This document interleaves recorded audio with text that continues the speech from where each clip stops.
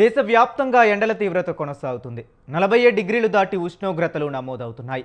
తెలుగు రాష్ట్రాల్లో పలు జిల్లాలకు రెడ్ అలర్ట్ జారీ చేశారు. ప్రజలు అప్రమత్తంగా ఉండాలని అధికారులు సూచనలు జారీ చేశారు. నిప్పుల కొలిమిలా తెలంగాణ మారింది. తెలంగాణలో 244 మండలాల్లో వడగాలులు నమోదయ్యాయి. నిన్న ఒక్కరోజే వడదెబ్బతో 22 మంది మృతి చెందారు. ఉమ్మడి వరంగల్ జిల్లాలో అత్యధికంగా 9 మంది మృతి చెందారు.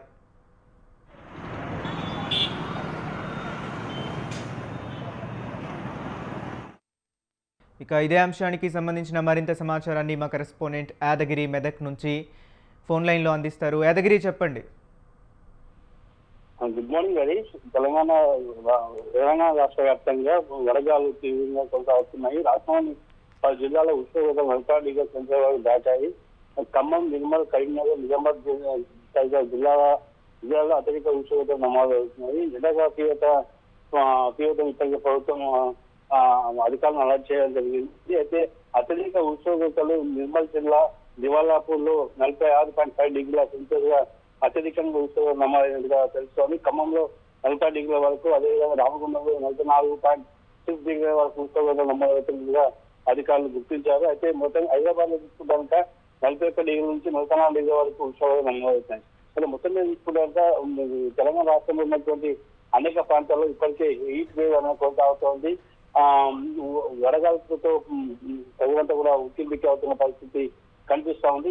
ఇప్పటికే 585 మండలాల్లో వడగాలుల తీవ్రత చాలా ఎక్కువగా ఉందని చెప్పి అధికారులు గుర్తించారు. ఆ విషయం కూడా వాళ్ళు వెల్లడించడం జరిగింది. మొత్తం మీద తీసుకుంటే కనుక ఎంతైనా ప్రజలంతా కూడా అప్రమత్తంగా ఉండాలని చెప్పి రాష్ట్ర ప్రభుత్వం ఇప్పటికే హెచ్చరికలు జారీ చేస్తుంది. రెడ్ అలర్ట్ కొనసాగుతున్న నేపథ్యంలో ప్రజలంతా కూడా పనులను పూర్తి చేసుకోవాల్సిందిగా కూడా సూచన చేయడం జరిగింది. 11 గంటల నుంచి 4 గంటల వరకు ఎట్టి పరిస్థితుల్లో కూడా బయటకు రావద్దని, అలాంటి కార్యక్రమం కానీ ఉదయం పూటన్నా కానీ సాయంత్రం వేళలో ముగించుకోవాలని చెప్పేసి కూడా సూచన చేయడం జరిగింది.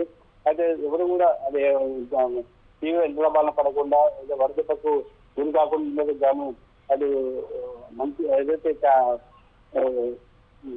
గొడుగులను అదేవిధంగా ఇతర పానీయాలను ఎప్పటికప్పుడు సేవించాలని చెప్పి గొడుగులను ఉపయోగించాలని చెప్పి చెప్పడం జరుగుతూ ఉంది. అయితే ఏదైతే ఇప్పటి వరకు రాష్ట్రంలో పలు జిల్లాల్లో కూడా అనేక మంది కూడా వడబారిన పడి మృత్యువాత పండుగ జరుగుతోంది. ఇప్పుడు దీనిపైన ఇప్పటికీ అధికారులు పూర్తిస్థాయిలో ఒక సూచన చేసినప్పటికీ కూడా ఇక్కడ ఉన్నటువంటి అధికారులు సూచన చేయడం జరుగుతోంది. అయితే వాతావరణంలో వచ్చినటువంటి మార్పు వల్ల ఇంకా కొంతకాలం, అంటే ఇప్పుడు 20 తారీఖు వరకు రోహిణి కార్తె సమీపిస్తున్న నేపథ్యంలో ఇంకా మరి కొంతగా అది ఉష్ణోగ్రత పెరిగే అవకాశం ఉందని చెప్పి అధికారులు తెలియజేస్తున్నారు. Okay, right. Thank you Yadagiri. ఇక ఎండల గురించి మరింత సమాచారాన్ని మా కరెస్పాండెంట్ కరీంనగర్ నుంచి సంతోష్ ఫోన్ లైన్లో అందించడానికి సిద్ధంగా ఉన్నారు. సంతోష్, చెప్పండి. ఉమ్మడి కరీంనగర్ జిల్లాలో ఎండలు బగ్గుపడుతున్నాయి. ఉదయం నుంచే మండిపోతున్న ఎండలతో ప్రజలైతే తీవ్ర ఇబ్బందులు పడుతున్నారు. జమ్మికుంట, ధర్మపురి, ఓదెల, కమాన్పూర్, ముత్తారం, రాజన్న సిరిసిల్ల జిల్లా, జగిత్యాల ప్రాంతాల్లో అయితే ఇప్పటికే 46 డిగ్రీల పైగా ఉష్ణోగ్రతలు అయితే నమోదయ్యాయి. మరోవైపు రామగుండం, సింగరేణి OCP3 ప్రాజెక్టులో అయితే బొగ్గుకు సంబంధించినటువంటి కుప్పల్లో మంటలు చెలరేగడంతో ఆందోళన కలిగిస్తున్న పరిస్థితి అయితే ఉంది. అయితే ఉదయం నుంచే మండిపోతున్న ఎండలతో ప్రజలు బయటకు రావడానికి కూడా భయపడుతున్నారు. అయితే పలు ప్రాంతాల్లో అయితే ఇప్పటికే రాజన్న సిరిసిల్ల జిల్లా, అదే జగిత్యాల జిల్లాతో పాటు పలు ప్రాంతాల్లో 46.4 డిగ్రీలకు సంబంధించిన ఉష్ణోగ్రతలు అయితే నమోదయ్యాయి.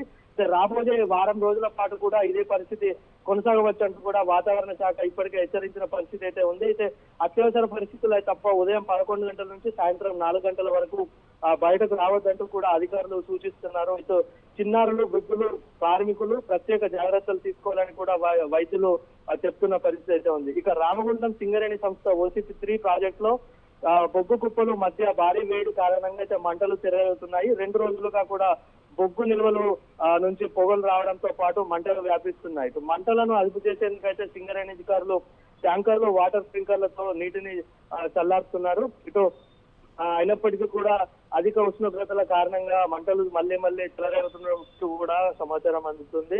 దీంతో సింగరేణి కార్మికులంతా కూడా ఈ బొగ్గు ఉత్పత్తిలో తీవ్ర ఇబ్బందులు ఎదుర్కొన్నట్టుగా కూడా తెలుస్తుంది. అయితే ఎండల తీవ్రతకు సంబంధించి రోజు రోజుకు పెరుగుతుండటంతో ప్రజలు అప్రమత్తంగా ఉండాలంటూ కూడా అధికారులు సూచిస్తున్నారు.